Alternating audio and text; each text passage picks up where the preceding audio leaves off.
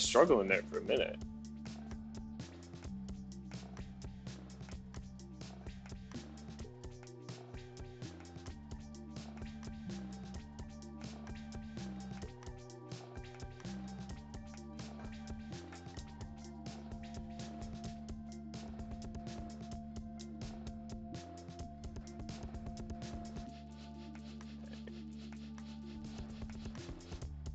The thread is laying pretty well.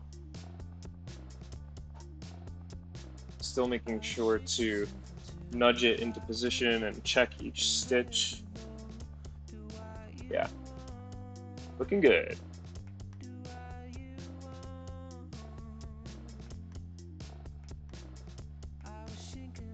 Sorry for the shake there.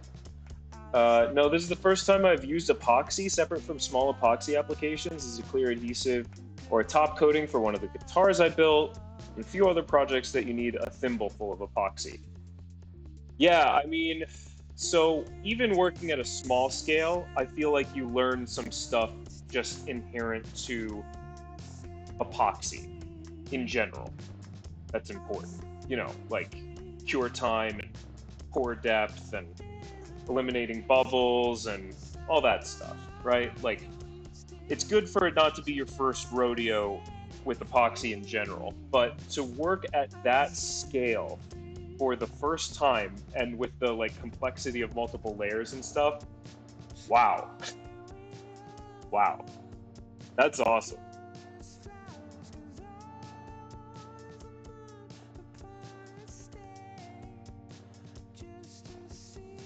I would definitely find that daunting. Here, I'm just gonna move my camera for the worktop just off of the work surface so that when I bump the work surface, it's not shaking the bigger view. It'll still shake this gooseneck one, but sorry about that.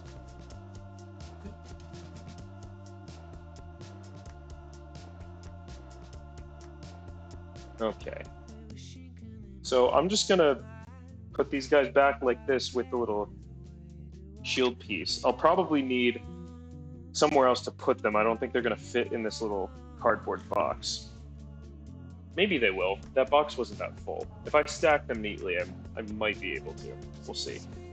But I'd like to have a little like stitching kit together.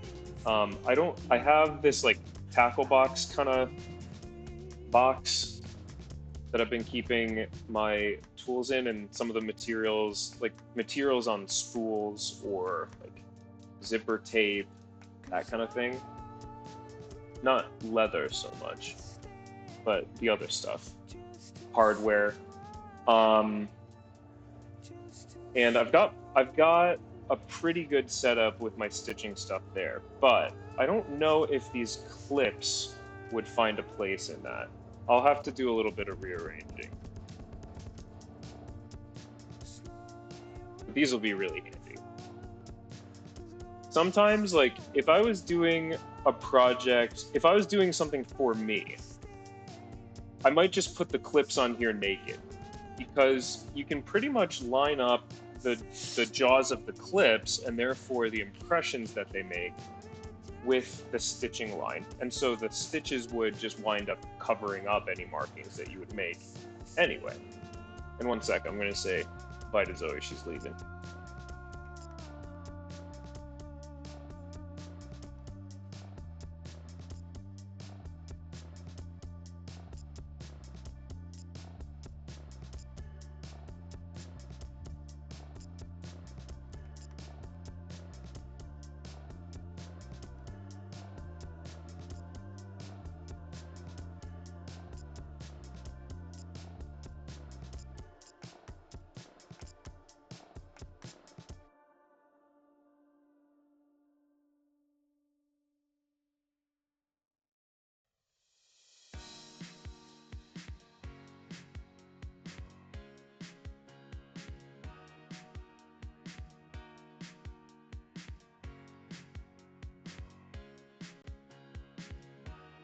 Oh, whoops, sorry about that. I missed the PRB screen. Anyway. Yeah, I think the most complex thing that I've done with epoxy is this like keyboard wrist rest. The epoxy I used on the other projects came in the syringe and it mixes the epoxy and you push on the plunger, so no need to think about mixing, and the applications were small, no need to think about bubbles for cure time. It's like 15 minutes work time and 1 hour cure time. The floor epoxy is 1 hour work time and 24-hour light traffic and 72-hour cure time. Yeah. Yeah, it's definitely a different game, but at least you had like at least you had all the conceptual stuff. Like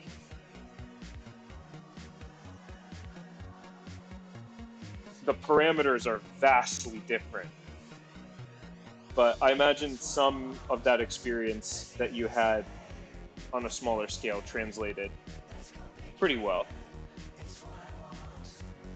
But yeah, what I it's like it's very difficult for me to imagine working with that volume of epoxy. Wow.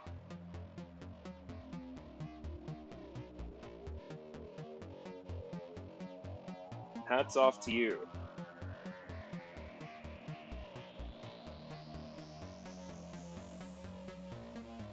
Looking forward to the pictures. That'll be really impressive.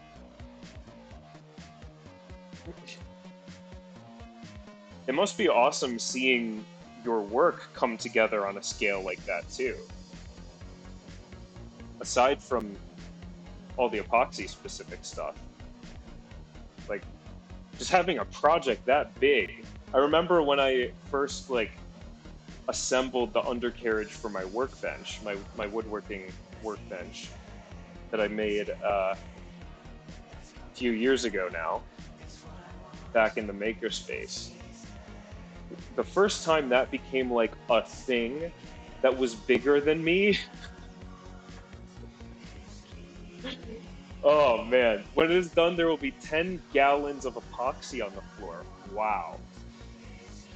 Yeah, and also like cha-ching, right? Like a mistake, a mistake with that could be even just from the materials standpoint, very expensive. Like I hear people with like river tables and stuff talking about like, oh my gosh, that was a $500 mistake or something like that, you know? And I feel like on a floor, even more so.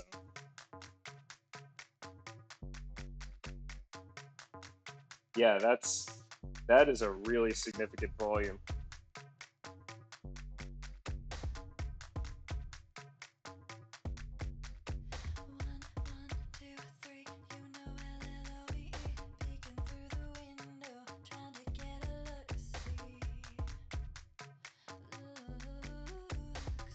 That's cool that you're working in the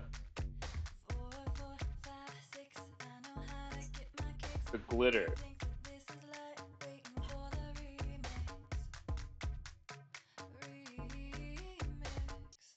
Sounds like that added some complexity, but I can see that definitely paying off. Cost for all the materials is 1,600 bucks, not including 200 bucks for the concrete grinder I rented for prep. Yeah, that's the other thing I hadn't even thought of like surface prep. I removed some carpet. The like this is not really much of a comparison, but I did have my garage grinded, and I had a like a polyurea floor put in. That's the like speckled texture that you see are like flakes in that polyurea floor. Um, that was a that was a pretty expensive job, and the concrete grinder. Wow, that's a major piece of machinery.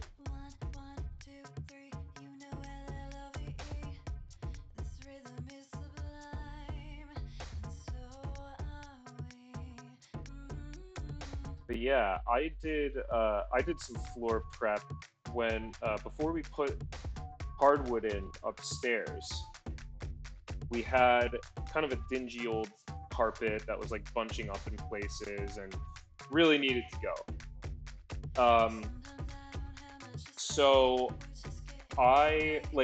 we spent so much time planning this flooring project, and it was going to be pretty expensive and all of that. And So I said, all right, carpet removal seems like something I might be able to do. And it's something that I know won't have been rushed. Like I can take my time with this. I can, listen to a podcast or whatever while I'm taking staples out of the floor.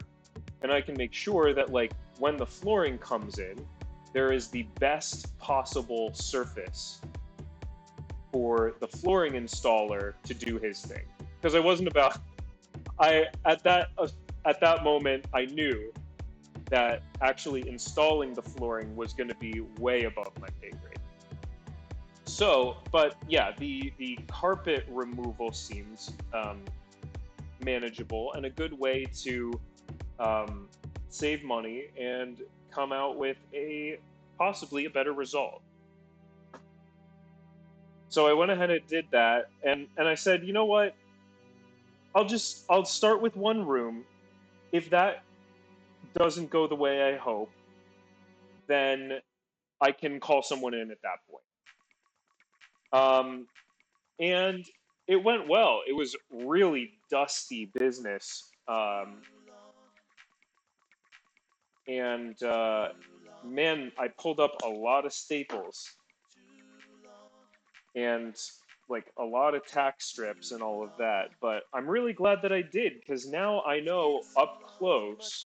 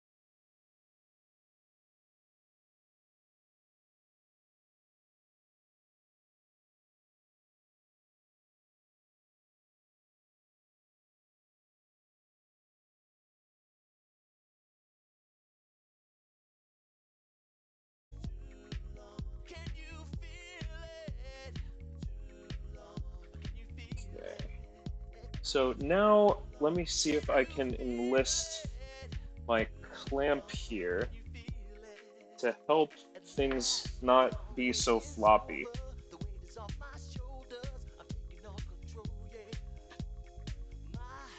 Yeah, that should work.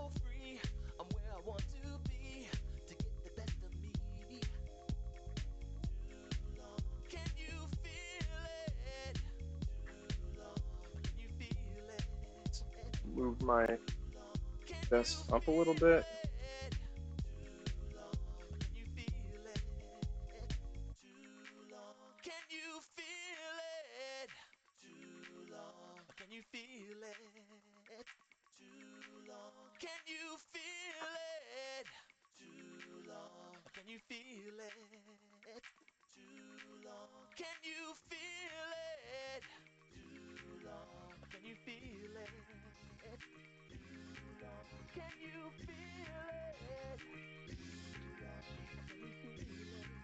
Okay, so we were like really getting going half an hour into the stream.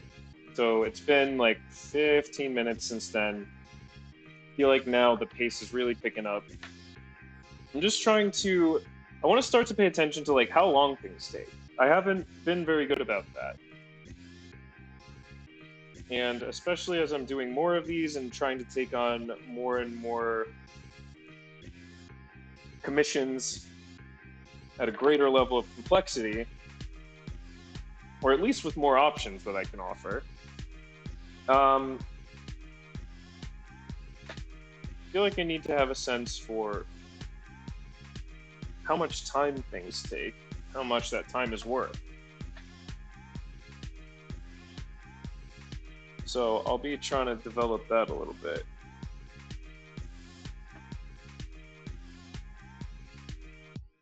This year I'm focused on continuing to get the shop set up. I think next year I might start taking a look at like what it might be like to have some kind of a business, whether that's like focused on custom commissions or like selling through local boutiques or I don't know what. But I'm trying to set myself up for that and think ahead a little bit and like maybe start collecting some information that'll be useful.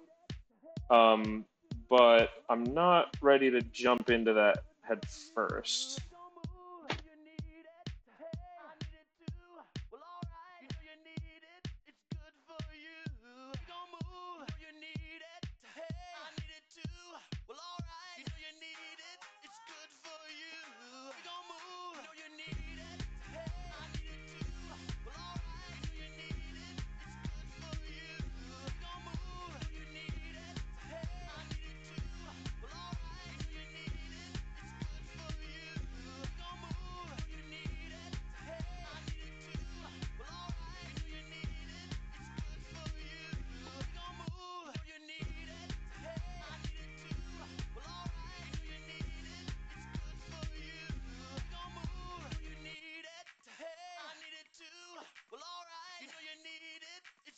All right, this is going pretty good.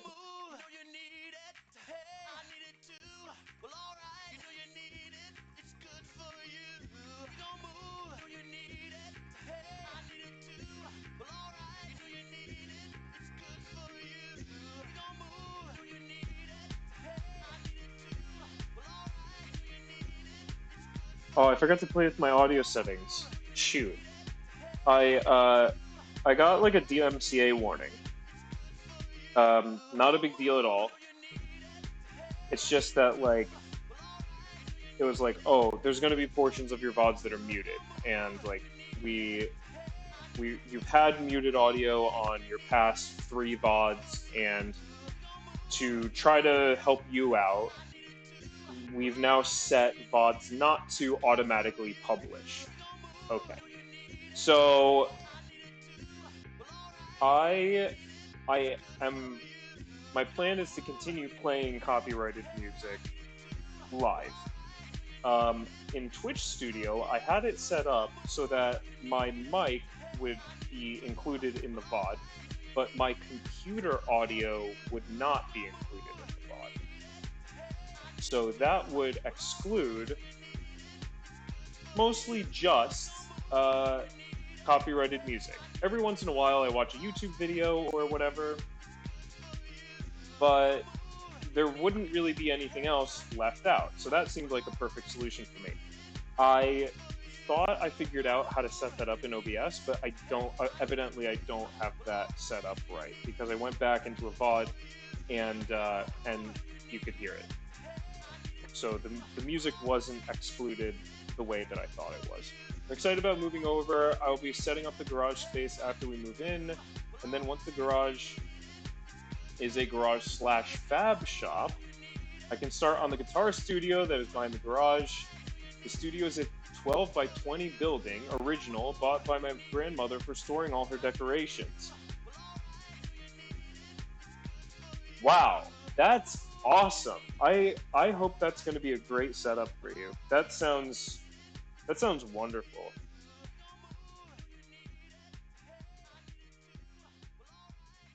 Just sounds like a lot of possibilities in there, and a lot of special memories too. Like, I can only imagine what it would be like. I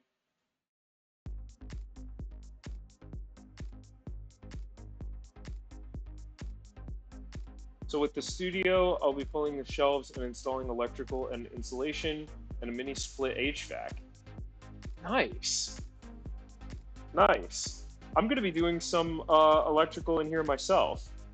I had a sub panel added in the garage, and in the workshop, I am going to be doing some surface mounted electrical conduit.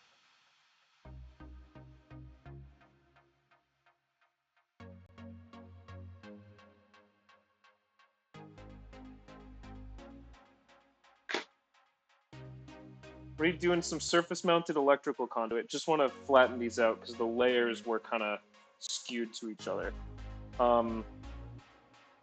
Or sheared? Yeah, so I'm going to be doing electrical conduit and receptacles in here.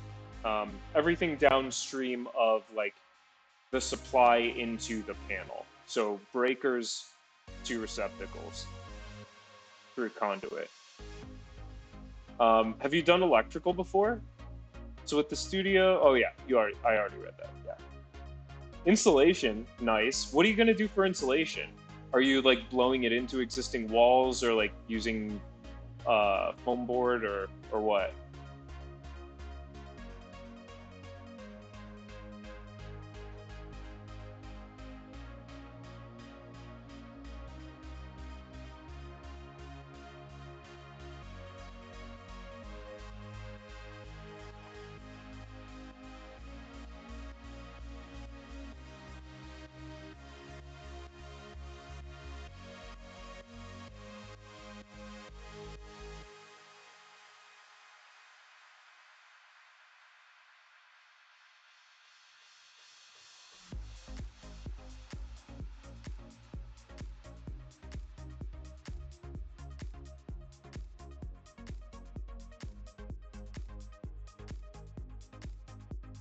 And this will just about make it, I think.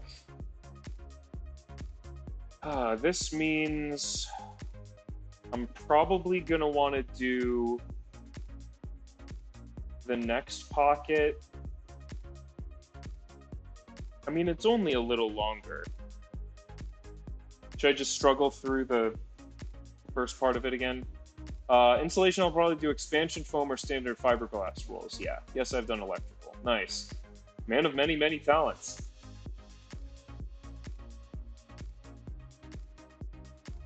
Is your, are you doing conduits as well? And do you have to like supply the, do you have to like supply that structure, or is it already electrified out there and you just have to like add receptacles or lighting or whatever? Or do you like need to run cable to supply it out there?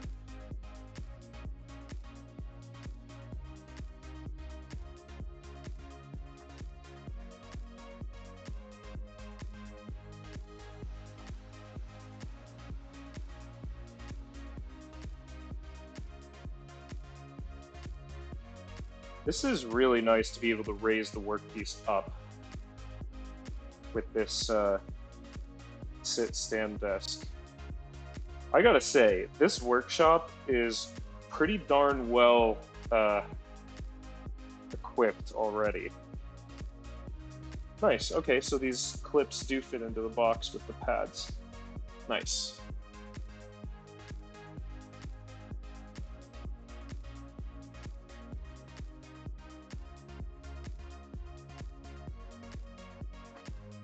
I want to prototype a lot of things for shop use that I then iterate on and refine for use in the non-shop part of the house, and then eventually for like gifts for family or sales to clients. Does not have power to the building, but will have an electrician come run power from the house or the garage, depending on supply at the garage. Nice. Yeah.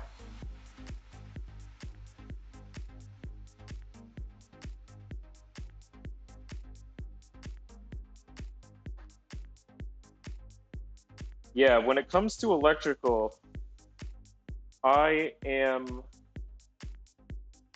of course, trying to be very safe about it and do everything by the book. And I have also found opportunities to learn incrementally, and I'm feeling pretty capable of installing the conduit. The sub panel, that was not going to happen. Uh, and I'm actually gonna, like, before I have the circuits that I install inspected by the town, I'm gonna have my electrician come in and just take a look and let me know if there's if I made any messes that he's gotta come clean up. We have an electrical and plumbing company locally that does like a membership, which includes like a yearly inspection of your plumbing and electrical. So once I do my electrical conduit, we're gonna have our inspection for the year. And then hopefully I can have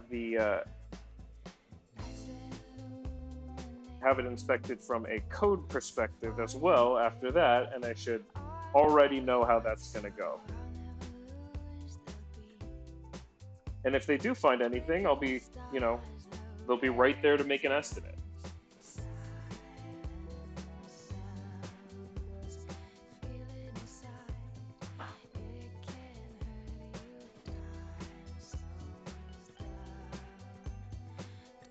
Okay, this might be the last hole. I'm gonna step back and take a look at this. I think I gotta move that hole. Yeah, I gotta move that hole a little bit. Ah.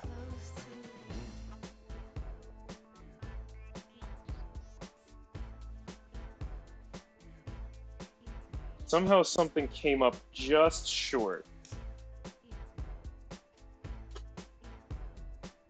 But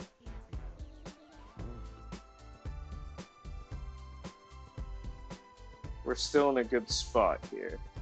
I'm just going to make a slight adjustment.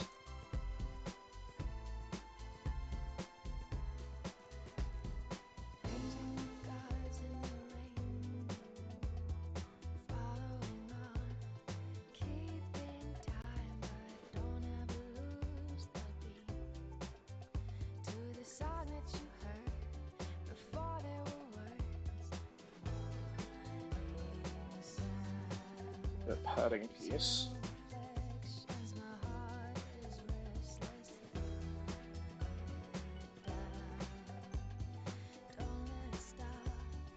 And I'm just trying to be really careful with this awl so I don't pierce anything